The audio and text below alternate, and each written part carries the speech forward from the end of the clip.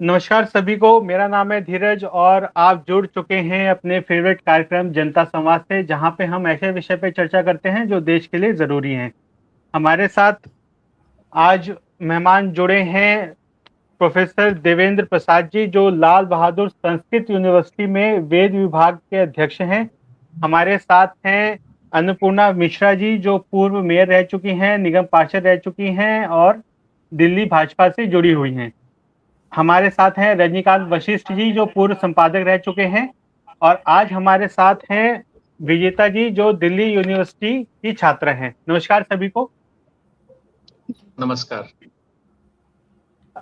तो सबसे पहले, क्योंकि विषय जो है आज यूजीसी का है, जो यूजीसी की नई गाइडलाइंस आई हैं उसमें जो देश भर में विवाद हो रहा है उस पर है, तो सबसे पहले मैं स्टार्टिंग कमेंट में सबके लेना चाहूंगा। हमारे साथ अन्नपूर्णा मिश्रा जी हैं। मैम, आप किस तरह से देखती हैं इन गाइडलाइंस को, जिस तरह से पूरे देश में साफ तौर पे दो भागों में बट गए हैं सब लोग, कुछ पक्ष में हैं कुछ विपक्ष में हैं, आप किस तरह से देखते हैं? ये यूजीसी की जो गाइडलाइन आई है ये दिखाती है कि सामान्य वर्ग के लोगों के साथ में वैमनस्यता का अभाव इसमें स्पष्ट दिखाई देता है। ऐसा लगता है जैसे इन्होंने गाइडलाइन जानबूझकर, ये जो पहले इस पिछली जो गाइडलाइन थी उसमें एक सजा का प्रावधान होता था, दंड का प्रावधान रखा गया था, पर इस यूजीसी ने जो ये नई गाइडलाइन बनाई हुई है तो उसमें इन्होंने बहुत ही धूर्ततापूर्वक और चालाकी पूर्वक दंड के प्रावधान को हटा दिया।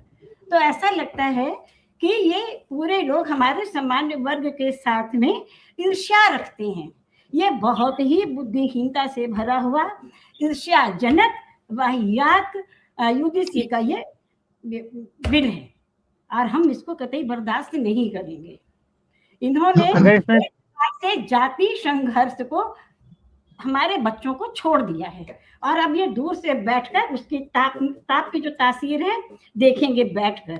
ये अजीब सा माहौल इन लोगों ने हमारे शिक्षा केंद्रों को बना दिया है। क्या इससे पहले लोग पढ़ाई नहीं करते थे? कभी भी आजादी के बाद से लेके आज तक, मतलब मेरी इतनी उम्र हो रही है, हमने कभी भी ये नहीं देखा कि हमारे शिक्षा केंद्रों को पुलिस की छावनी और जिला प्रशासन की निगरानी में रखा जाए। ऐसा वाहियात दृश्य तो आज तक हम लोगों ने कभी देखा नहीं। चलिए, आपने ये सब भी गुड़ गोबर कर दिया, शिक्षा केंद्र का सर्वनाश भी करके रख दिया, तो इन्होंने क्या समाधान निकाला? समाधान इन्होंने ये निकाला कि दंड जो पहले जो उसमें मेंशन था आपने उसको तो हटा दिया, सजा का प्रावधान तो हटा दिया और एक जांच समिति बना दी। तो जांच समिति क्या है? जांच समिति में आप लोगों ने भी भेदभाव रखा है। हम कहाँ हैं उसमें? सामान्य वर्ग के लोग तो उसमें है ही नहीं है। जो भी जांच समिति बनी है आपने उसमें SC/ST वर्ग को रख लिया, OBC को रख लिया, विकलांगों को रख लिया, दिव्यांगों को रख लिया, महिलाओं को रख लिया, लूले लंगड़ों को रख लिया, सामान्य वर्ग को तो धक्का मार दिया। जज भी यही, पुलिस भी यही, निर्णय भी यही लेंगे, तो हमारे सामान्य वर्ग को न्याय कहाँ से मिलेगा? और कल्पना कर ली गई कि यह दिखा दिया गया कि जो सामान्य वर्ग है वो जन्म से ही अपराधी है और वो इन लोगों का शोषण करेगा, इनको दबाएगा, SC/ST वालों को। गजब का है भाई, क्या दिमाग है? कहाँ से इतना ज्ञानी लोग लेके आते हैं जन्म से? तो हम लोग जन्म से अपराधी हम लोग को बना दिया गया। इतना बड़ा अपमान सवर्ण का, सामान्य वर्ग का आज तक तो कभी किसी ने देखा नहीं। ये तो बिल्कुल बर्दाश्त के बाहर की बात है। आप क्या संदेश देना चाहते हैं पूरे विश्व में कि भारत शिक्षा केंद्रों में भेदभाव होता है, SC/ST के साथ में, OBC के साथ में सामान्य वर्ग के लोग उन पर अत्याचार करते हैं, उनको उच्च शिक्षा से रोकते हैं? ये मैसेज डालना चाहते हो आप? ज्ञान के मंदिर को क्या बना दिया? ये दुर्भाग्यपूर्ण है। समाज को कहाँ ले जाना? ठीक है मैम, ये दुर्भाग्यपूर्ण है। मैं यहाँ पर देवेंद्र प्रसाद जी के पास आना चाहूंगा। देवेंद्र जी, आपका माइक म्यूट है, शायद मुझे लग रहा है आपको अनम्यूट करना पड़ेगा। आपसे सवाल ये है कि आप यूनिवर्सिटी में प्रोफेसर हैं, अपने जीवन काल में आपने हजारों लाखों बच्चों को पढ़ाया होगा, अभी भी यूनिवर्सिटी में बच्चे पढ़ रहे हैं। क्या आपको लगता है कि इस तरह के एक्ट की जरूरत थी? क्या यूनिवर्सिटी कैंपस में, प्रेमिसेस में, कॉलेजेस में, क्लासेस में इस तरह का भेदभाव होता है? आपका क्या टेक है इस पर? नमस्कार प्रिवर। मैंने इस अधिनियम को जो यूजीसी ने समता के संवर्धन हेतु विनियम 2026 में संशोधन किया है, उसको हमने अच्छे ढंग से पढ़ा है। और इसको पढ़ने के बाद मैंने जो तथ्य निकाला, वो निश्चित रूप से ये जो भी जिन लोगों ने इसको बनाया है, वो एक तो सर्वप्रथम ये मान कर के बनाए हैं कि जो सामान्य वर्ग का व्यक्ति है, ये जन्मजात दोषी है। और दूसरी बात जो आप हमसे पूछ रहे हैं कि क्या इसमें भेदभाव होता है, तो मुझे नहीं लगता कि कोई भी जो आचार्य है, जो अध्यापक है, तो इस प्रकार का भेदभाव करता होगा। और आप इसी में यदि देखें, हमारे यहाँ आचार्यम ग्राह्यते आचिनो तित्यर्थान बुद्धिमिति वा आचार्य की व्याख्या है, जो आचरण ग्रहण करता है और आचरण सिखाता है और समाज में उसका आधान करता है विद्यार्थियों के माध्यम से। आप देखिए कि जो भी इस कहना चाहिए कि जिस किसी वर्ग का व्यक्ति हो, जो उच्च शिक्षा धारण किया या उससे अधिक बड़े बड़े जो वैज्ञानिक हुए, बड़े बड़े लॉ के विशेषज्ञ हुए, उन सबके आचार्य अधिकांशतः सामान्य वर्ग के रहे हैं। और जो वर्ग को आप देखेंगे तो डॉक्टर भीमराव अंबेडकर को भी पढ़ाने वाले वो जो है तो सामान्य वर्ग के थे। तो यदि ऐसा होता कि नहीं, वो सामान्य वर्ग का व्यक्ति भेदभाव करता है और शिक्षा में, तो वो आगे नहीं बढ़ने देता। और जैसा कि मैंने इसको रेगुलेशन को पढ़ा, यूजीसी रेगुलेशन एक्ट की कंडिका 3 गा को में आप देखिए तो इन्होंने लिखा है कि जाति आधारित भेदभाव का अर्थ अनुसूचित जातियों, अनुसूचित जनजातियों एवं अन्य पिछड़े वर्गों के सदस्यों के विरुद्ध केवल जाति या जनजाति के आधार पर भेदभाव है। अब इसमें देखिए, इसमें आप देखिए कि जातिगत जो आधारित भेदभाव है, क्या सामान्य पर नहीं हो सकता? ये तो बड़ा मजाक है। अब तिलक तराजू और तलवार इनको मारो इत्यादि जो नारा था, क्या ये जातिगत भेदभाव नहीं है? ये तो प्रथम दृष्टया जो है सामान्य वर्ग के विरोध में बनाए जाने वाला ये एक्ट है, जो निश्चित रूप से निंदनीय है। और जो भी तथाकथित लोग इसके सदस्य थे, रविशंकर प्रसाद जैसे लोग थे, उनके बच्चे विदेश में पढ़ रहे हैं, उनको यहाँ भारत के अधिसूचना और यहाँ की आने वाली जो संतति है, इससे कोई लेना देना नहीं है। वो गर्व के साथ उनकी बेटी बाहर विदेश में है, बच्चे विदेश में है, भारत में कत्लेआम हो, मरे लोग, एक दूसरे से जात संघर्ष हो, इससे क्या लेना देना उनको? तो मुझे ऐसा लगता है कि जो वास्तव में समसामयिक व्यक्ति है, यूनिवर्सल व्यक्ति है, जो जनता से जुड़ा हुआ है, जमीन से जुड़ा हुआ है, जो गांव के परिवेश से जुड़ा है, जो यहाँ आता जाता है, जिससे वास्तविक भारत के विकास से लेना देना है, ऐसे व्यक्ति को सदस्य बनना चाहिए और ऐसे लोगों को इसमें जुड़ना चाहिए। और निश्चित रूप से यह जो बिल है, या तो इसमें संशोधन करके सभी जातियों को ले ले, मैं नहीं कहता कि जो है केवल सामान्य वर्ग को ले, सभी जातियों को ले ले इसमें, सभी जातियों को लेना चाहिए। मांगे यही है, मांगों पे आएंगे देव जी, थोड़ा समय को ध्यान में रखते हुए। रजनीकांत जी, मैं आपके पास आऊंगा, लेकिन उससे पहले मैं विजेता जी के पास जाना चाहूंगा। विजेता जी, आप छात्र हैं, आप किस कॉलेज में, किस कोर्स में छात्र हैं, वो बताइए। और कॉलेज कैंपस में क्या आपको लगता है कि कोई जातिगत भेदभाव अभी होता है? आपका क्या एक्सपीरियंस रहा है, आप वो बताइए। जी सर, धन्यवाद। सर, मैं एमए सेकेंड ईयर की छात्रा हूँ और मेरा इंग्लिश डिपार्टमेंट है यहीं नॉर्थ कैंपस में। मैं अभी हाल फिलहाल में 1.5 साल से ज़्यादा हो गया मैं हॉस्टल में रह रही हूँ। विमेंस हॉस्टल पड़ता है छात्रा मार्ग पे जी। और देखिए सर, अगर यूजीसी की जो गाइडलाइंस के बारे में बात करें तो राष्ट्र के लिए ये समझना जरूरी हो जाता है कि जिस दिन भी ये जो राजनीतिक पार्टियों के हित सदमे बंद हो जाएंगे यूनिवर्सिटीज में, तो उस दिन कर्मचारियों के, शिक्षकों के, छात्रों के और छात्र नीतियों के अच्छे मुद्दे जो विश्वविद्यालयों को मिलने शुरू हो जाएंगे। जो राजनेता और जो उनके हितों को साधने के लिए यहाँ अखाड़े खुले हुए हैं यूनिवर्सिटी में, चाहे वो छात्र संघ के रूप में हो, उन पे पूरी तरह से बैन लगाया जाए, बैन लगे उन पे। राजनेता पहले ही देश के इतने टुकड़े कर चुके हैं, कम से कम राजनेताओं हमारे विश्वविद्यालयों को अपनी राजनीति से बख्श दो। और छात्र संघ जो है, छात्र संघ सिर्फ अपनी पार्टी के हितों को साधते हैं, स्टूडेंट का समर्थन कोई नहीं करता। पिछले 1.5 वर्ष से दिल्ली विश्वविद्यालय के नॉर्थ कैंपस में शाकाहार का आंदोलन छिड़ा हुआ है, जिसमें सिर्फ उसको समर्थन करके छात्र संघ के द्वारा उसको वो लोग चुप बैठ गए। और अगर विश्वविद्यालय की अभद्रता के खिलाफ चित्रा सिंह जैसे छात्राएं आवाज उठाती हैं तो पूरा समाज, दिल्ली यूनिवर्सिटी उसके खिलाफ हल्ला बोल कर दे रही है। यही वजह है कि यूजीसी के काले कानून को एंट्री मिल जा रही है यूनिवर्सिटीज के अंदर।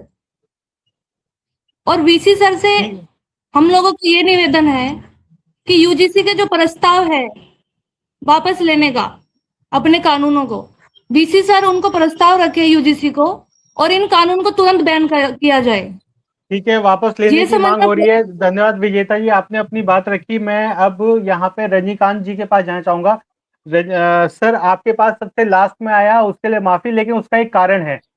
उसका कारण ये है कि आपने अपना जीवन पत्रकारिता में दिया, आपने अलग अलग अखबारों में अलग अलग चैनल्स के साथ काम किया। आप खुद भी अपना पत्रकारिता का एक चैनल चला रहे हैं।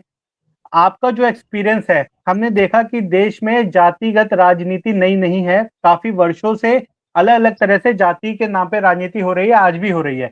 लेकिन इस हद तक लेके जाना कि आपने यूनिवर्सिटीज को, कॉलेजेस को, जो हमारे जहाँ पे नई पीढ़ी जहाँ पे तैयार होती है, उनके अंदर ये जहर डालने के लिए इस तरह का कानून आया है, जो किसी भी तरह से, अगर मैं किसी एक 10वीं 11वीं क्लास के बच्चे को भी इसके नियम पढ़ाऊं तो वो भी मुझे ये बता देगा कि हाँ, इसमें साफ साफ भेदभाव हो रहा है एक वर्ण के खिलाफ। हम समानता की हम बात करते हैं, लेकिन वो समानता तो सबके साथ होनी चाहिए ना। ऐसा तो नहीं है कि सवर्णों के खिलाफ समानता नहीं चाहिए हमें। जी बिल्कुल धीरज जी, आप बिल्कुल ठीक कह रहे हैं कि काफी समय से जो विश्वविद्यालय या शिक्षा संस्थान है वो एक तरह से विभिन्न राजनीतिक दलों की नर्सरी जैसे बन गए। वहां पर जिस तरह से छात्र आंदोलन हो रहे हैं और अलग अलग खांचों में बट कर के छात्र जो है वो अपनी राजनीति को चमकाने का प्रयास कर रहे हैं, फिर बाद में जो है सीनियर पॉलिटिक्स में प्रवेश कर जाते हैं, तो ये एक चिंता का विषय है। लेकिन यहाँ बात है यूजीसी एक्ट वाली। यूजीसी एक्ट वाली में धीरज जी एक बात मैं कहना चाहूंगा कि सदियों से एक समाज के अंदर, चाहे वो वंचित वर्ग हो या एससी हो या एसटी हो, इन लोगों के अंदर एक टीस है। ये टीस ये है कि जो सवर्ण समाज है, जो उसने हमारे साथ में अन्याय किया है, हमको दबाया है। मुझे लगता है कि ये टीस जो है 1000 साल की है। जब से हमारे ऊपर आक्रांताओं ने हमले करने शुरू किए, चाहे वो मुगल के रूप में हो या अंग्रेज हो, तो उन्होंने जरूर हम लोगों को बांट करके यहाँ फूट डालो और बांटों की राजनीति करके हम लोगों को आपस में बांटा। तो अगर वो टीस है तो टीस को दूर करने के लिए जो यूजीसी एक्ट अब नया विनियमन लेकर आया है, ये कोई नई बात नहीं है। आपको धीरज जी याद होगा 2012 से ये नियम ऑलरेडी लागू है शिक्षा संस्थाओं में। भेदभाव रोधी नियम, इस तरह की कमेटी है, वो उस तरह की जांच करती है। हाँ, अब इसमें जो संशोधन किया गया है, उस संशोधन में एक बात सामने आई है, भाई इसमें कुछ बुरा नहीं है। अगर मान लीजिए ऐसा अन्याय शिक्षा संस्थाओं में होता है वंचित वर्ग के साथ में, तो उसकी रेगुलर निगरानी के लिए कोई कमेटी अगर बन जाए तो इसमें कोई बुरा ही नहीं है। ये जो साल में 2 बार बैठे, अगर इस तरह के केसेस सामने आते हैं तो उनको रिजॉल्व करने का प्रयास करें। लेकिन लेकिन ये जो नया कानून आया है इसमें जो चेंजेस किए हैं, जो 2012 से ऑलरेडी लागू है, उसमें जो चेंजेस किए हैं, उस चेंजेस में ये बात सही है कि नेचुरल जस्टिस का अभाव है। नेचुरल जस्टिस ये कहती है कि किसी एक वर्ग के प्रति अगर भेदभाव हुआ है तो वो किसी भी एक वर्ग के प्रति, चाहे वो अपर क्लास हो, चाहे वो एससी हो, एसटी हो या विकलांग हो, किसी भी वर्ग के प्रति अगर भेदभाव हुआ है और उसकी शिकायत की गई है, तो शिकायत जिसके खिलाफ की गई है उसको एक अवसर दिया जाना चाहिए बचाव का। तो इसमें एक कमी जो हमारे साथी सीनियर पैनलिस्ट ने बात उठाई कि उसमें सबसे बड़ी कमी ये है कि जो अपर क्लास है या जो सवर्ण समाज है, उसको अपने बचाव का एक भी मौका नहीं दिया गया है। तो क्या ये उसी तरह का कानून नहीं है कि एक समय में जैसे SC ST कानून उत्तर प्रदेश में लागू हुआ था, जिसमें बहुत सारे लोग जो बेगुनाह थे वो लोग भी, उन लोगों को भी जेल जाना पड़ा, उन लोगों को मौका तक नहीं मिला। तो बस इतनी सी बात है कि अगर सरकार इस बात पर ध्यान दे कि भाई देखिए, एक पर्टिकुलर वर्ग को ही बाहर क्यों छोड़ा गया, अगर इसका निदान हो जाए तो UGC एक्ट में कोई बुराई नहीं है, कोई नई बात भी नहीं है, 2012 से ये लागू था।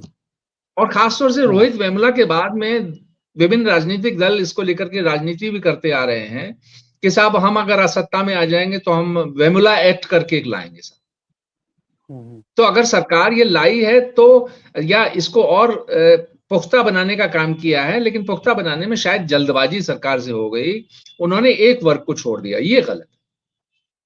धीरज जी, मेरे यहाँ पे मैं दोबारा से अन्नपूर्णा जी के पास आना चाहूंगा। मैम, आपने सबके विचार सुने।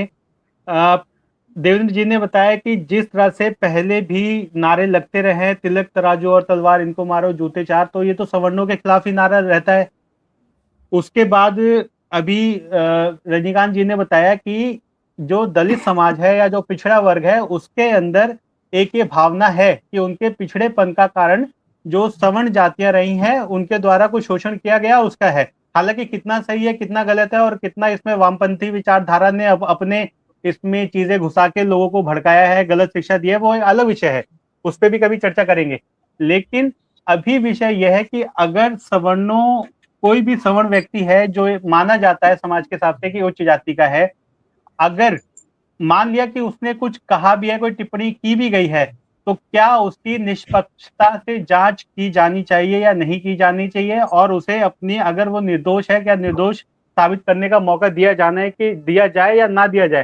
क्योंकि ये कानून जो है ये तो लगता है कि मौका ही नहीं दे रहा है किसी को अपनी निर्दोष साबित करने का। बिल्कुल कहीं भी गुंजाइश नहीं है। इससे पहले तो थी कि आप शिकायत भी कर सकते थे, पर मैंने कहा पहले भी उन्होंने उस चीज को हटा ही दिया, तो आपने तो उसका पंगु बना दिया ना सामान्य वर्ग के लोगों के कि कहाँ जाएगा वो अपनी बात को कहने के लिए। अब तिलक तराजू और तलवार, ब्राह्मण भारत छोड़ो, ऐसे नारे लगाए जाते हैं, तो ऐसे नारे लगाने वालों के लिए सजा का तो कोई प्रावधान नहीं है कि नहीं, कोई प्रावधान नहीं है। और यदि हम लोग लगा दें उनके अगेंस्ट, तो हमारे लिए तुरंत ही प्रावधान है, तो ये तो गलत है। सबसे बड़ी बात ये कि ये सब चीजें तो बहुत गलत है। और आप जब समान कानून की बात करते हैं तो कहाँ पर इसमें समानता? आप तो एक प्रकार से पूरे विश्वविद्यालय को, चाहे ये समाज को तो सुलझाने वाला काम किए हुए हैं। और इतना ही नहीं मेरे भाई, ये तो यहाँ तक सीमित है कि आपने तिलक तराजू तलवार ले लिया। यदि अब तो मैं देख रही हूँ ना कि सरकार ने कहाँ तक और एक्ट ने कहाँ तक इतने गहरे घाव दिए, पाप किए हमारे सामान्य वर्ग के लोगों के लिए। कहाँ नहीं है भेदभाव, कहाँ जाए हम सुनवाई करने के लिए। लेकिन मैम सवाल फिर यही आता है यहाँ पे कि क्या ये गलती से हो गया है या इसके पीछे कुछ राजनीति है? क्योंकि आप तो भाजपा से जुड़ी हुई हैं और भाजपा सरकार ही ये बिल लेके आई है, तो क्या मतलब क्या चाहते क्या है ये भाजपा सरकार, चाहती क्या है इस बिल के द्वारा? ये बिल्कुल गलती से नहीं छोड़ा हुआ है। ये वास्तव में जिसने भी UGC के लोगों में, देखिए जो UGC जैसी संस्थाएं देश भर में चल रही हैं ऐसी बहुत सारी, जिसमें वर्षों से वामपंथियों और कांग्रेस के लोगों का कब्जा है, और वो अपने इशारे पर ही ऐसी संस्थाओं को चलाती हैं। तो मैं तो बहुत दुखी हूँ कि इन वर्षों में इन संस्थाओं को क्यों नहीं खत्म किया गया, या इनमें जो बैठे मौजूद लोग हैं, पदाधिकारी लोग हैं, उनको क्यों नहीं हटाया गया। वो तो अपनी राजनीति करे वहां पे बैठे बैठे, और हमारे हो सकता है बीजेपी के कुछ लोग उनकी राजनीति का शिकार हुए हों, पर इतने तो बुद्धिहीन कोई नहीं है ना। मैं तो अपने शिक्षा मंत्री को भी कटघरे में खड़ा करूंगी। सवाल तो सबसे पहला उन्हीं से होना चाहिए, धर्मेंद्र प्रधान जी से। सबसे बड़ी बात तो ये है कि जब ये यूजीसी का ये बिल आया तो क्या उन्होंने इसको पढ़ा नहीं, देखा नहीं, समझा नहीं, और उसके दूरगामी परिणाम क्या होंगे उसको भी उन्होंने आंका नहीं, और वो अपने शीर्ष नेतृत्व को समझाने में भी विफल रहे। और इतनी जल्दबाजी क्या थी इस बिल को लाने की, आनंद फानंद में लाई और 13 जनवरी को आपने उसको गजट में पास करवा दिया, ला दिया और लागू कर दिया। क्यों इतनी जल्दी थी? मैं तो कहती हूँ कि ये यूजीसी ये वाले इस बिल की तो जरूरत ही नहीं थी, ये तो जबरदस्ती थोपा जा रहा है। इससे पहले भी तो एक्ट है हमारे पास में, SC ST एक्ट की तो मार हम लोग अभी भी झेल रहे हैं, वो क्या कम था? तो हम लोग तो हर जगह से मारे गए लोग हैं भाई। आप सरकारी सर्विसेज में देख लीजिए ना, जनरल कैटेगरी तो समाप्त कर दी गई, और ये कांग्रेस के समय में हुआ जब आपने जनरल कैटेगरी समाप्त कर दी, वहां पर आप UR ले आए, और उसमें सब आ सकते हैं भाई, सब आ सकते हैं। उसमें SC ST वाले भी जा सकते हैं, OBC वाले जा सकते हैं, पर हमारा सामान्य वर्ग कहाँ जाएगा? आपने तो कोई कोना ही नहीं छोड़ा है। तो दोनों हाथ लड्डू हैं इनके, और हम शोषक हो गए, जिनको शोषित करने वाले हो गए। ये तो सदियों से वंचित ही बने रहेंगे, और सरकार इनको वंचित शोषित होने का सर्टिफिकेट बांट दी रहेगी सदियों तक, यानी ये अंतहीन सिलसिला यूं चलता रहेगा।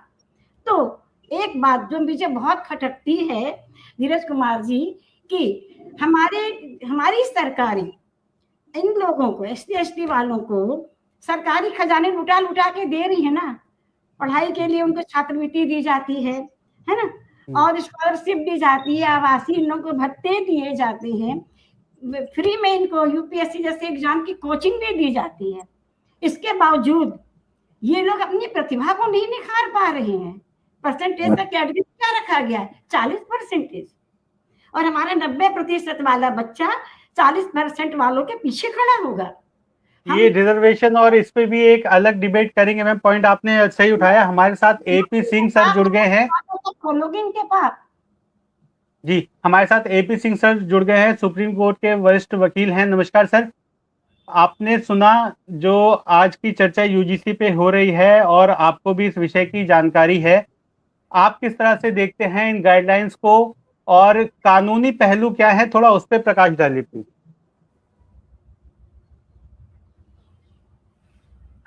आपका माइक मेरे ख्याल से म्यूट है। AP सिंह सर, आवाज आ रही है आपको?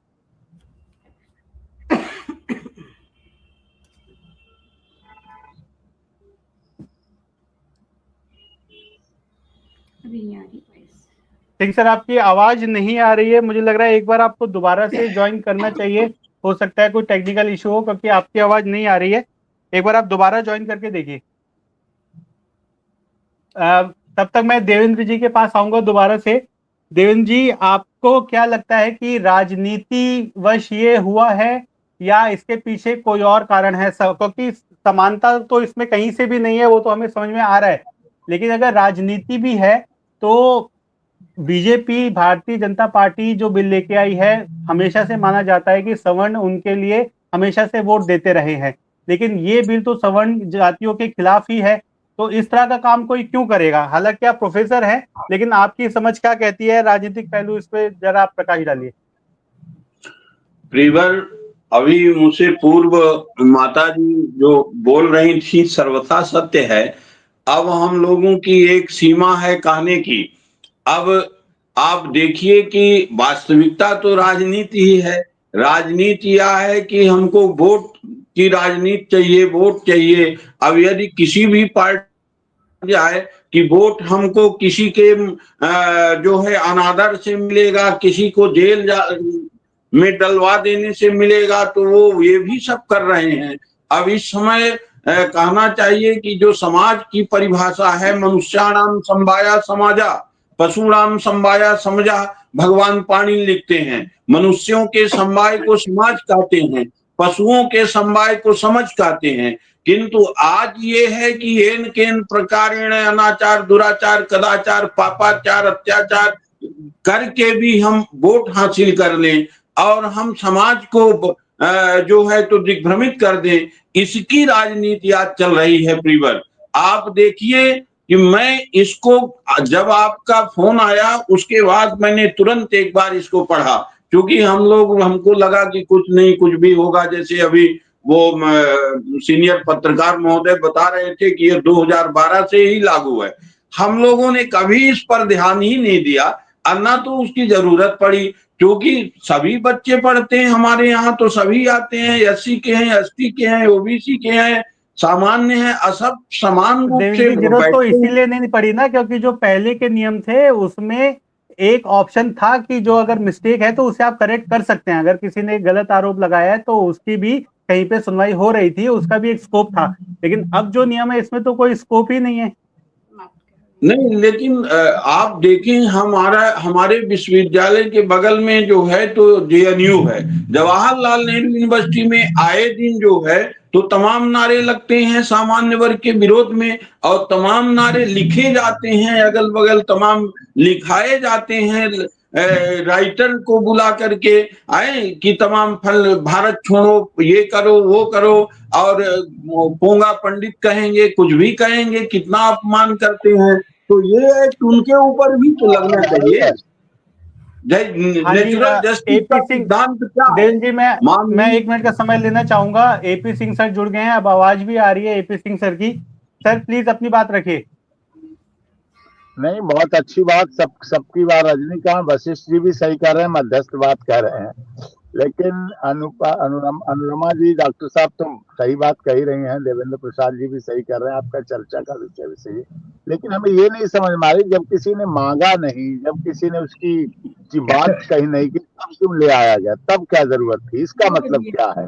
एक तरफ दिव्य कुंभ महाकुंभ करते हैं, सब जाति, सब वर्ग, सब क्षेत्र, सब लोग एक साथ नहाते हैं, कहते हैं एकता है, कटोगे बटोगे, सब ठीक है, लेकिन ये संवैधानिक कहाँ से है?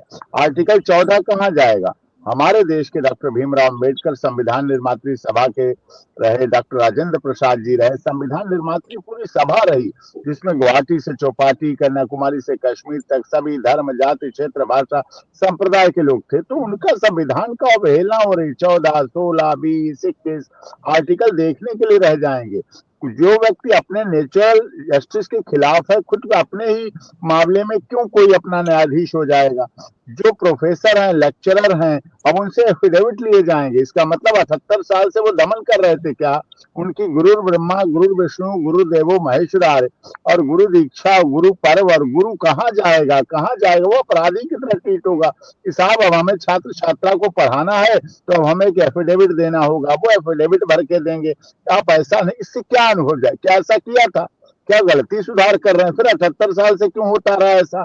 ये होना चाहिए। जब SC ST एट्रोसिटी एक्ट है, या तो वो खत्म कर रहे होते तो कहते हैं हम इसे सुधारात्मक कर रहे हैं। जब हाई कोर्ट, सुप्रीम कोर्ट कह चुकी है SC ST एट्रोसिटी एक्ट का, BNS की धाराओं का मिसयूज होता है राजनीतिक कारणों से, सामाजिक कारणों से, धार्मिक कारणों से, आर्थिक कारणों से, यहाँ तक ऐसे मामले चाहिए पैसे, उन्होंने लगा दो SC ST एक्ट, इसको राजनीति के पीछे खींचना, लगा दो ऐसे। तो ये दुरुपयोग रहे हैं, इसका इतिहास गवाह है, जमाने से गवाह है, सांसद गवाह है, विधायक गवाह है, अधिकारी गवाह है, पत्रकार गवाह है, जज गवाह है, वकील गवाह है, ये सब हमारे धरातल के लोग हैं। तो ये क्यों ऐसा सवन नरसंहार की बात क्यों की गई?